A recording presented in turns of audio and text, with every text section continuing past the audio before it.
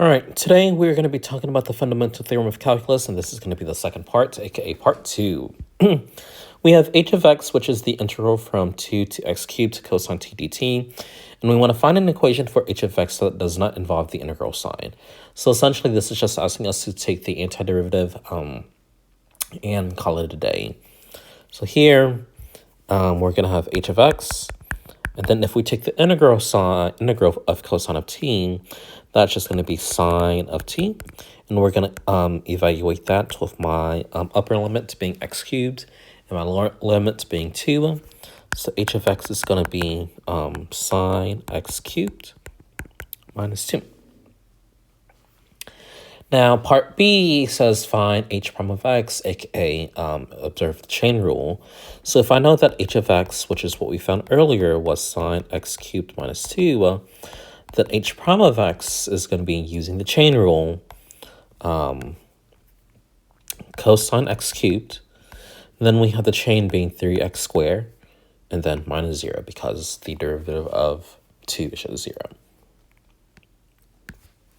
And what we just did here for 1a and 1b is actually the second fundamental theorem of calculus, which basically states that if f is continuous on an open interval I containing a, then for every x in the interval, then we have this right here. We have the derivative of the antiderivative of 8x f of t dt is just equal to f of x. Now, the reason why is because we saw how here, well, if my lower limit of 2, that derivative is just going to be 0 because it's a constant number. It's a constant function. Whereas my top part, my function part right here, we take the derivative of it and we use a chain rule. So essentially what we're going to do here is plug g of x into whatever f of t is,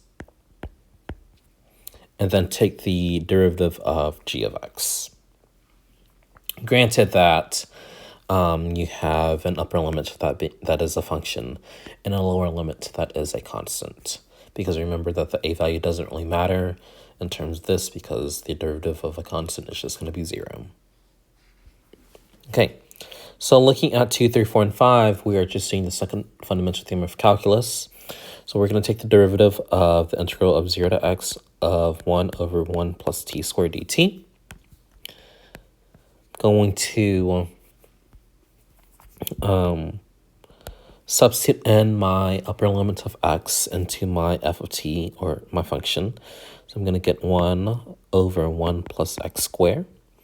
Then I'm going to take the derivative of my upper limit, which is just going to be 1. So obviously that's just going to give us 1 over 1 plus x squared. Remember, we're not going to do anything with this just because it's going to be irrelevant to us whenever we take the derivative of that. Okay, same thing for number 3. We are going to take the derivative of, we're going to plug in x cubed into t. So that's going to give me cosine of x cubed. Then we're going to take the derivative of the upper limit, which is just going to be 3x squared. Which, plot twist, same thing here. Interesting.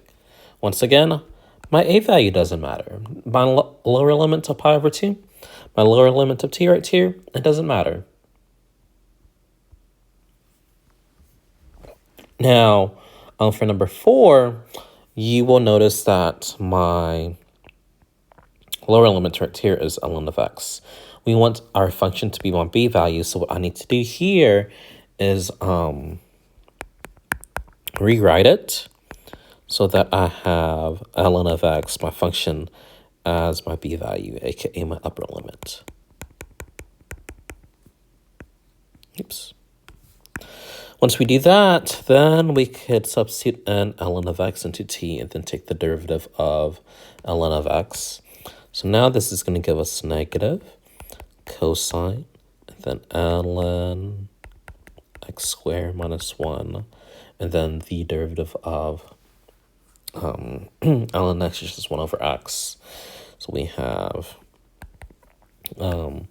negative cosine ln x squared minus 1 all over x as our answer.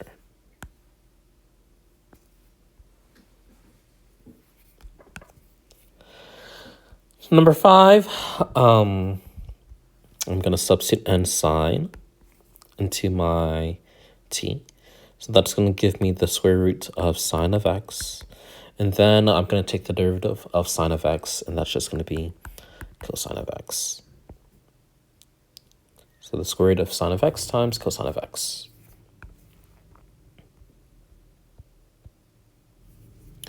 Right. So for number 6 and number 7, we have a couple of things. We have a table for f of x, and then we have 2 equations for g of x and h of x. So for number 6, we want to find g prime of x, and then we want to use it to evaluate to g prime of 2. So g prime of x is going to be 2. Well, let's actually rewrite what g of x is first. G of x is going to be x squared minus 1 minus the integral from 1 to 3x f of t dt. So g prime of x, I can rewrite this and split this up into 2 parts.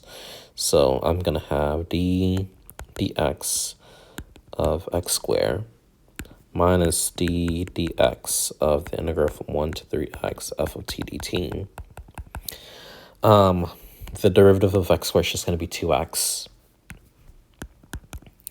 And then the derivative of this right here is just going to be minus f of 3x times 3 using chain. I'm going to evaluate to g prime of 2, so I'm going to plug in 2. So g prime of 2 is going to be equal to 2 times 2 minus f of 3 times 2, which is 6, times 3. F of 6 is 0, so I'm going to have 4 minus 0, which means that g prime of 2 is going to be 4. Okay. We want to find for number 7, we want to find h prime of x, and we want to use it to evaluate h prime of e to the negative 1.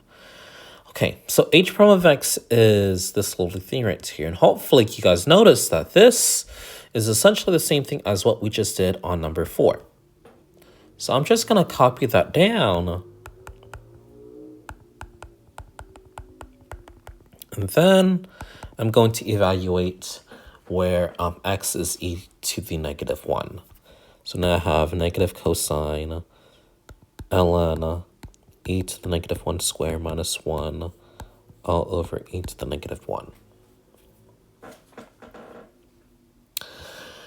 All right, if I were to look at this right here, and if I were to use my power rule, e to the negative 1 to the second power is just 1.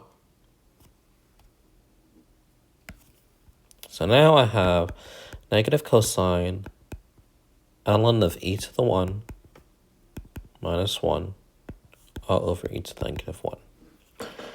Well, we know that ln and e are inverses of each other, so that's basically going to be 1 for us. Now I have negative cosine of 1 minus 1 over e to the negative 1. So that's going to give us negative cosine of 0 over e to the negative 1. And we know that cosine of 0 is just going to be 1. So now I have negative 1 over e to the negative 1. And if I were to write this prettier, that is essentially negative e. So our answer for number 7 is negative e.